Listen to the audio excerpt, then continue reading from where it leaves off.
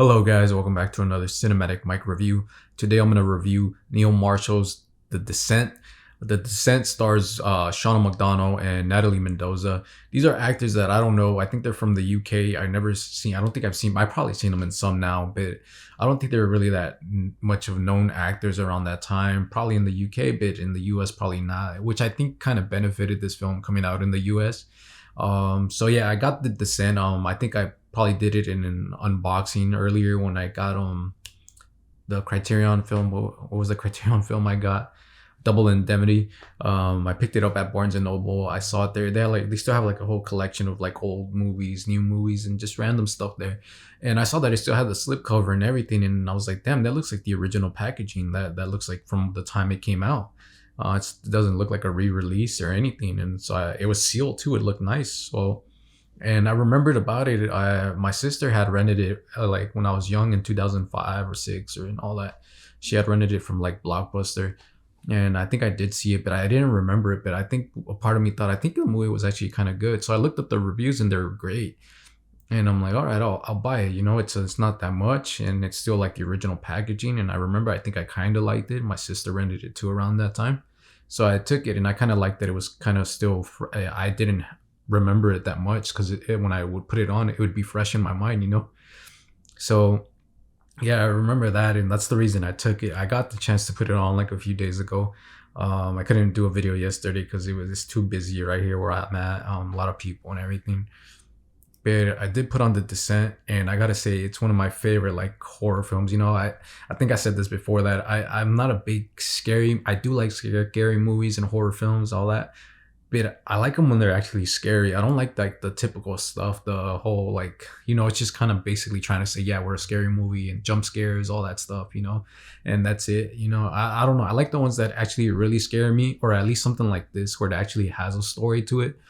That's something that I fell in love with it right away when I saw it.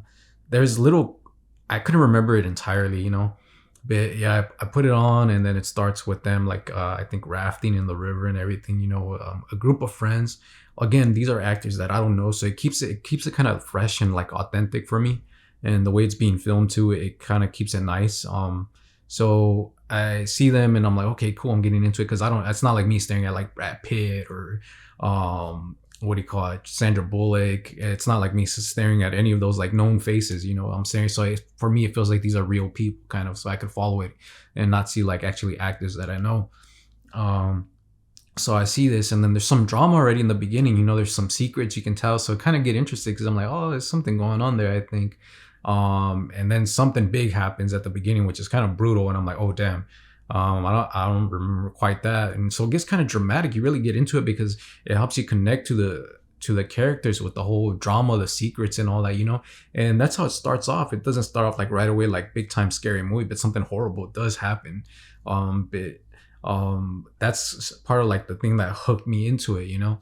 And then so like time goes by, there's like a little passage of time with the situation, and these group of friends, they end up getting together to go do this thing that they always do, is like cave diving and everything. They found a spot. One of their friends found a spot in it. I think it's Natalie Mendoza might play Juno. So Juno's the one that found the spot and wants to bring all the friends to kind of celebrate again and everything. And they go over there, and you can tell there's still kind of these secrets hidden among friends and all that. And you can see some of them are trying to take care of the main character, Sarah, I believe is her name, Sarah, and all the other ones kind of play their parts. You know, they're all different, but they're all they feel like a group of friends, you know, and they're all going out together. But there's still kind of this thing of like, yeah, we know we got to care about her because of what happened and all that. And so they go there, and then we go inside this like, okay, it's cool because we get to know them. Like they feel so real at the beginning when we see the film. So we kind of just go in there like if we're going along with the whole friendship and all that, you know. And it takes time, and then they get to the cave and they go in there, and you see someone kind of doing some things that you're like, oh, I don't know if they should be doing that or not, you know. And once they're inside there, you get to see like them cave dive. It's pretty cool because I have a friend who does all this like hiking stuff and all that, and he's taking us on trips to like go hike mountains, go do these things and all that, find out like little secret river spots and everything. So it kind of reminds me a little bit about that. And I have been in a cave, I think, when I was in Peru, and I'm not sure if I've been to one in here. But I have been one, and I remember in Peru, it's the same thing as being in a plane for me. I get claustrophobic, to be honest. I'm really claustrophobic. I get like really like, even when I have to share, like when we're in the car, when I'm not driving and we have to go like as a family or something together in the car, I get like kind of like claustrophobic. When I was in the plane in Peru, it was my first time being on these planes. I got claustrophobic. I couldn't wait to like just get out. I just got so uncomfortable, but I was holding it in. And then I think there's a time where we were in the cave also, and I got like that also because there's like a group of us going through the cave. And so you kind of get that feeling here, but it's kind of cool seeing them do their thing. This is something that they like, their hobbies and everything. But yeah, it feels like all tight in space. So all like the air kind of goes away, and you feel blocked in with them inside here. And it goes on, and then they end up getting lost, and it takes a while. It's not one of those things like straight up go into the scary spot. That's the thing that I liked about it, is that it didn't jump straight into the scariness of the whole, this is a horror movie, this is a scary movie, so let's just jump into the jump scares and all that. We're dealing with some tension here going on, with some lies that are going on, being like kind of manipulated. What someone says, like an ego trip on somebody. This was all because of some revolved around somebody's ego and all that. So I you get these tense moments of these characters like among each other and everything. So it's not just like, oh yeah, let's make it into a scary movie, let's go here, there it is, that's the setting, that's it, let's go into it. You're really getting into, and the story is really tragic of the main character in the story, which is what I really loved about it, is that it focused on story and it focused on character, and it builds up, it takes time. And what I like about this is when the scariness, the monsters come out, or the crawlers that they're known as, the first time they encounter is actually really scary. For the time that it was 2005, I think it was really scary. It actually scared me. When I let me tell you this, when I read about it and everything, and knowing that it's going to be in a cave and all that, I'm like, all right, I really got to turn off all the lights. I got to make it as quiet as possible, because obviously I want to get scared. I want to, if it's a really good scary movie, I want to get scared. I still want to get that feeling. We all kind of have that excitement of just being kind of like shocked and scared.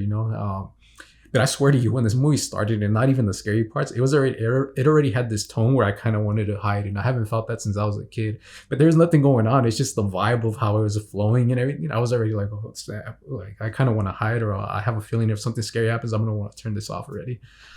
So I like that it kind of built that up, and I haven't felt that in a while, But I like it from being like a little kid. I don't even remember if I probably didn't see this, because around the time that she got it, my sister, I think that I was still kind of scared of these movies, and I didn't watch it. Like I told you guys, I think one time, I'm excited because the movie A Fire in the Sky is gonna come out. I remember my brother rented that one, and then he got mad at me because I was hiding the whole time. He's like, "Why are you hiding? Stop! You gotta watch it." He's like, "You don't have to be scared." And I just have that memory of him getting mad at me for being scared.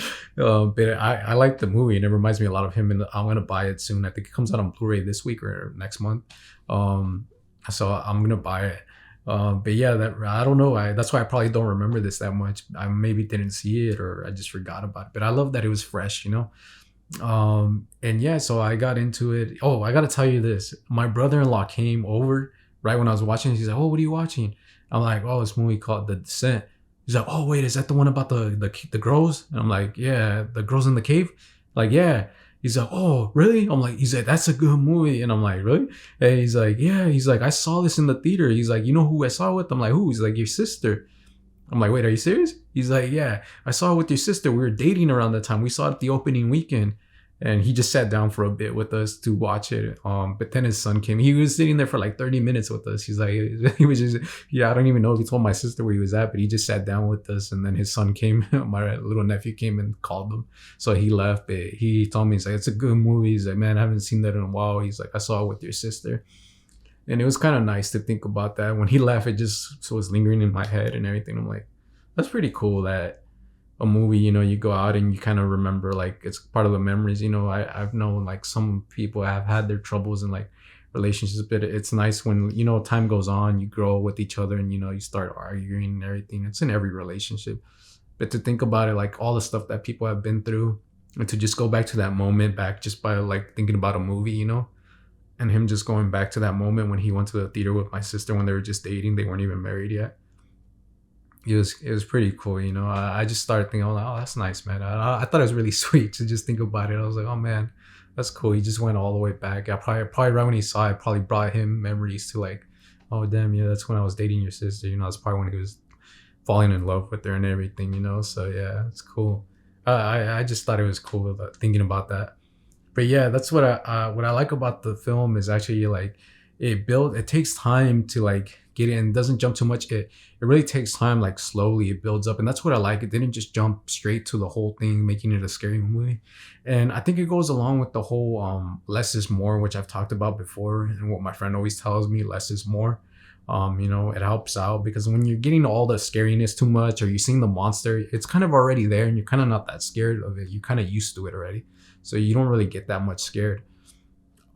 So yeah, I think like the beginning when they popped up on the camera was pretty actually shocking. I got scared. I knew it was gonna come up because I've seen the trailer, I think, and I've seen stills, and but I didn't expect it right when it came out because I was really hooked into the story already, and then that thing did. I got scared. One of the other things I like that I'm remembering right now is that there were moments where I thought the monster was gonna come out from there or do this, but it came out from the other side, which made it more scary for me. I don't know. I don't know why. It just made it more scarier for me. I would think I'm like, all right, I'm pretty sure he's gonna come out from there. They're gonna do this, but no, it came out from there, and the jump scares here were pretty good. I got a few times it hit me pretty bad where I was like, oh damn. So yeah, it's really cool. Again, less is more. I like that it doesn't show that much because yeah, I was towards like when they pop up, they're popping up like a lot already, and I'm like, you know what? If this was like another movie where it didn't have like that whole backstory to the characters and everything, like the hiding secrets and all that, and I don't know if I'd feel for these characters or if I'd get into it. This If they would have just gone, because those monsters are coming out a lot now, and I'm thinking about it, I'm like, damn, this actually works a bit. For I was thinking, why does it work though? I'm like, like maybe because of the story and the characters, that's why it works. I'm like, because I'm thinking about it, I'm like, this could have been a whole other type of scary movie where they would have just been focused on that, like the later half where it's all the monsters coming out and attacking, the crawlers coming out and attacking. But it actually works here, and I think it's because they actually didn't just say, let's make a scary movie, that's it, we just need jump scares, that's it. They actually said, you know what, let's make a story, let's focus on the character. It's important, it'll drive the story too, and still put it inside with these monsters and these crawlers or whatever. And yeah, and I got into it because of that, and it's crazy how you see like the characters change and all that. Kind of showing like their inner side of what they really are, or who they need to be, or there's some shocking things where you see, and kind of some stuff where you're like, damn, that's messed up. You're just gonna do that, and it's tough, all these, even the cool ones, the friends that are there that don't have anything to do too much with the main part of the characters that are having like secrets, and like the ones that are having a tragic story to them and everything. But I think it works like that. I think the creature design is nice too. It's probably dated now the way they look, but I think for the time it was pretty good. The makeup and everything, the way they looked, and it reminded me. The voices reminded me of Predator, and then they reminded me of A Quiet Place, which is kind of cool because you could think that Quiet Place probably took it from here, and they probably took it from Predator, or who knows, maybe they just did it that way. But yeah, it was just really creepy, and some scenes where you're like, ugh, like gross, and you're like, oh, that's nasty. But that's cool. Those are the moments you want, and some memorable moments, like the moment that's like in the cover of the thing where she like comes out of all the blood with or what she falls in. I think it's blood, right? When she comes out all with the red on her. The other thing is like the cinematography here. It's good where the camera is placed, how they do it. They do some camera movements. The set is great. I'm sure it wasn't in the cave because like someone asked me, they're like, was it shot actually in the cave? I'm like, could be part of it, but I don't think they shot like the whole thing in the cave. They had to build sets, and I had seen the behind the scenes yesterday, I think, and they built like a big set, and that's what's cool is like they actually built like a big set, a big one, and actually nice details and everything to make it look, and it looks like they're actually in a cave. It's cool. So it's really nice, the production and everything, and the cinematography is great. The camera's put in great places. There's some camera movements, which is awesome. I always love when the cameras move. The lighting too, there's the red. I was like, oh cool, this is cool that it's all red. Red can mean like danger, evil and all that stuff. Just a little color theory, but who knows, maybe it just wasn't just like I thought it with the Batman. I was trying to like talk about color theory, but I think Matt Reeves said he just wanted to put red on the Batman. So that was it. He just wanted to put, so it didn't mean much, just that he wanted to put red on it. He just thought we should light him up with red. But this kind of went, and the thing that made it cool is that it actually goes because of the flares. The flares are sometimes red, so it actually made sense to make it red. It's not like just let's just light it up red, but it goes along with like, well, yeah, obviously this is red, so we can light it up this color, and it could be like evil, scariness, blood and all that. And so I love the lighting of the redness. There are some moments where I think there's one where it's green, which I didn't know what they used right there, but it was green. So I can't say much about that. See, there's something where I don't know. I can talk about the green, but they do light up like the whole set kind of green because they have like I forgot what you call those things, like a glow stick or something, I think. And so it lights up. But yeah, the red was cool, the flares, the fire, and all that. It goes. That was a great look for the film, the descent and everything. And yeah, the story's really emotional and it's shocking. But I think more interesting is the characters. You follow the characters as this story is going on, and it's like a story, but you're throwing in like a scary movie on top of it. And so it's pretty cool that they did that. Another thing that's great in this film is actually the score. I should have got the composer's name. I'm sorry, I forgot the composer's name. The Descent, but yeah, I started listening to some of the score, and I have it saved on my YouTube and everything. The music was great. It was awesome. The I really got me hooked and got me felt for the characters, felt the fear. One of the things that I did notice at the beginning, there wasn't really any music, and I'm like, oh, this is gonna be one of those things that I love where they don't like really play a music score because I think the natural sound kind of makes it even more scary and more realistic and everything. But then like when things started happening, I heard a little bit of a score, and then as it continued on, you kind of heard it a little bit more. So I kind of missed the little beginning part where it kind of just wasn't playing any score and making it authentic and everything. So that's something else that was cool. The score was amazing. Then after I saw that my movie said unrated. So I didn't understand because I didn't see it in the theater. I don't remember the last one. So I'm like, what part's like unrated? What part wasn't in the theater and what part is? But I think I found out that it was the whole ending thing, maybe, or they changed the ending. Or no, actually, I think the ending was no matter what. Maybe there was some extra scenes that I saw that weren't in the theater or something.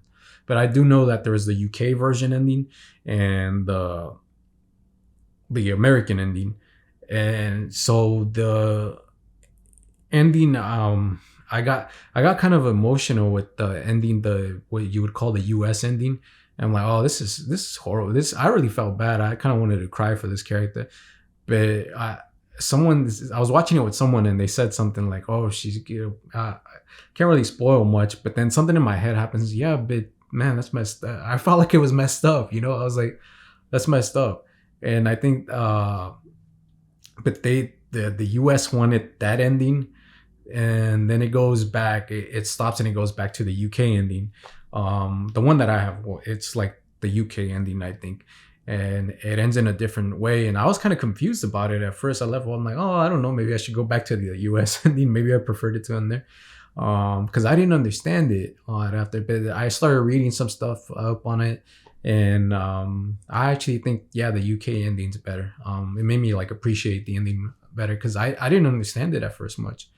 I think it makes a little bit more sense with the UK ending. The US ending ends like any other typical kind of scary film like back then. I've seen it already in some films that are trying to like pay homage to the other classics and all that. And it reminds me of the ones that actually did that too. So kind of the whole final scare and all that type of thing. So I was like, that's kind of cliche already.